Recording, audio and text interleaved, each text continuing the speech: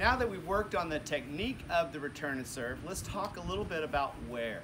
Today's episode is going to be a little bit more visual, kind of thinking about where you're hitting the ball, where you're hitting the return. It's about training your brain. So it's a little hokey, a little bit out there, but we want to try to start really thinking about where we're aiming our return.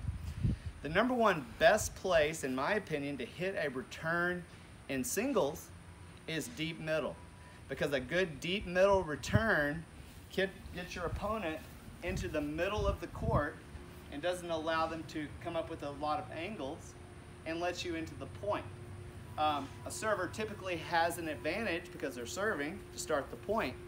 I can neutralize that by a deep middle return to get me into the point without opening up the angles. So that's a good singles strategy.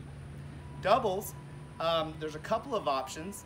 Some people like to go deep cross court. Obviously you want to try to keep it away from the net person, but I personally like the side tee return. That's where the single sideline and the service line come together to form a tee. That spot is ideal because then the server has to move from here. They move up and over to pick up that side tee return, which opens up a lot of times the middle of the court in case my partner wants to be a little more aggressive as the server's partner. So it's a great way to open the court, to divide the opponents so that you can take control of the point early in doubles. So today, you're going to do the same 10 and 10 strategy that we've been doing this week.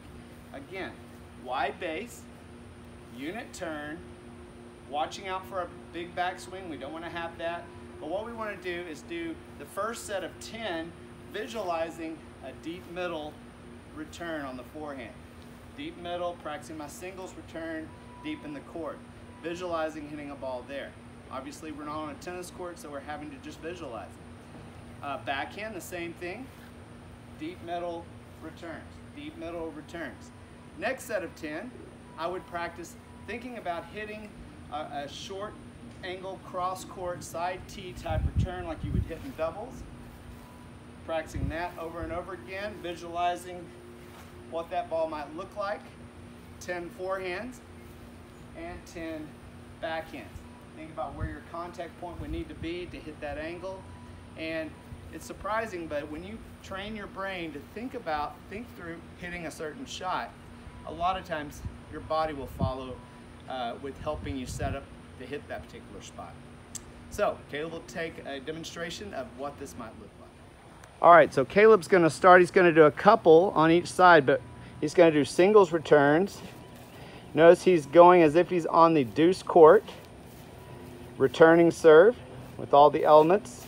He did 3. He has a hard time with math. Now he's going to do 2 on the backhand side from the deuce court. Okay, now he's going to move over to the ad court. He's going to do 2 forehand returns, deep middle, visualizing that, then deep middle backhand returns. And again, you're doing 10, he's just doing 2. The next are going to be 2 forehand side tee returns and doubles, practicing that swing, what that would look like. And again on the backhand. Remember, as you hit these, visualizing where you're hitting helps a great deal. Have fun, and we'll see you next time.